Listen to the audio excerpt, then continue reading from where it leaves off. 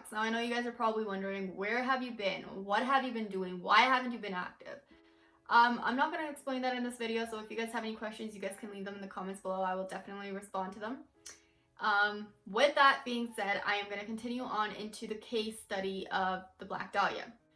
Now, in the previous video, I discussed that Elizabeth Short was drained of blood and she was mutilated to look like a mannequin. So according to the research that I did, I found that there were two different theories, or well, there's been more theories than just those two, but the two that stood out the most to me were these. So one is of a son and his father, and another is of the Hollywood businessman and his associate. So the Hollywood businessman was actually apparently in a relationship with Elizabeth Short. Now, he was pretty jealous when she started hanging out with guys or even talking to guys. Elizabeth Short was known to be the kind of girl who used to hang around mainly just guys and, like, you know, engage in conversations with them, even get a ride home sometimes. And I believe that Henson became very jealous of the fact that she was talking to other men. So his jealousy could have led him to kill her. And according to the website, that's what he did. He hired a person, and I don't know if it was his associate for sure, but I know that he hired a person named Dylan to kill her. So what happened was that these three were at a cabin together in a room that she had booked and she was staying in. And apparently, according to the reading that I've done, Henson and Dylan ended up killing her there.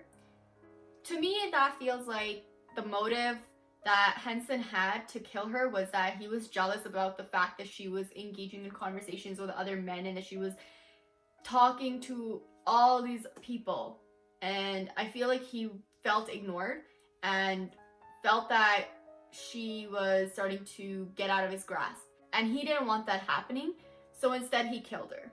According to the research, I found that in the cabin that they stayed in, they had found a receipt for laundry of that very same day. So not only did they find that receipt, but they also found Elizabeth's clothing and her bag and a couple of other things just about a block away from where Dylan lives. And I was like, huh, that's interesting. So they had a pretty good case built. Now, Dylan actually was arrested for the murder of Elizabeth Short. However, because the cops did not have enough evidence at the time, they had to let him go. And due to that, he was a free man. So he was never really arrested. But ever since after research has been conducted and everything, they have found a lot of solid evidence that could have withheld him in prison. Now, I was looking at another theory, and this one is of a son who claims that his father is the killer.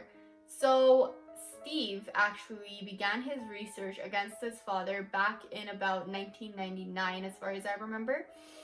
He was building a case against his father. Steve actually found quite a few photographs and other things that his father had in like this really small box that could be carried around in his pocket. And so he started to believe that his father could have been the killer. Now, his father was a doctor back in his time. Steve started doing more research and he was able to find enough evidence that proved that his father was the killer. However, cops didn't really take that into consideration, since there have been many people who have claimed that, you know, one of their relatives is a killer or that they know who the killer is. And as I said in my previous video, there were also about 6 or 7 people that just came into the LAPD office claiming that they're the killer. So this case became really complicated for the police, so they just gave up on it, to be honest. However, I have a theory that I think not only was Henson and Dylan involved in the murder of Elizabeth Short, but also Steve's father. And according to the reports, Elizabeth did struggle. She tried to fight back and everything. I feel like Henson and Dylan actually first killed her, and then they met up with Dr. George, I believe that was his name, and he actually ended up mutilating her body. because her body was only like maybe 15-20 minutes of a drive from where Dr. George lived. And it's interesting because him being a doctor, he would have known how to mutilate somebody's body in such a specific way, especially since that specific class was actually taught in 1930, and I don't think it's been taught since. And he was able to drain the blood out of her, was able to mutilate her body to look like as if she's a mannequin. And I feel like it's not just one person involved in her murder. I feel like there's more than one person.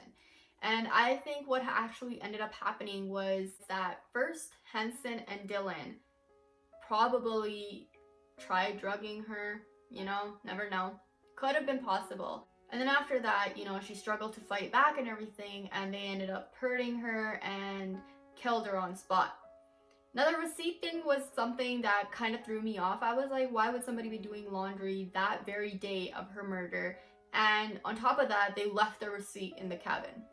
And then finding her belongings only a block down from where Dylan lives. And then Steve's father being a doctor and him having learned how to mutilate a body and everything. So I was like, yeah, you know, the dots can connect, and it can be all three of them that were connected to her murder and not just one person. So that's my theory. But anyways, that's the end of this case study. So I am going to find another case study to do. In the meantime, peace out.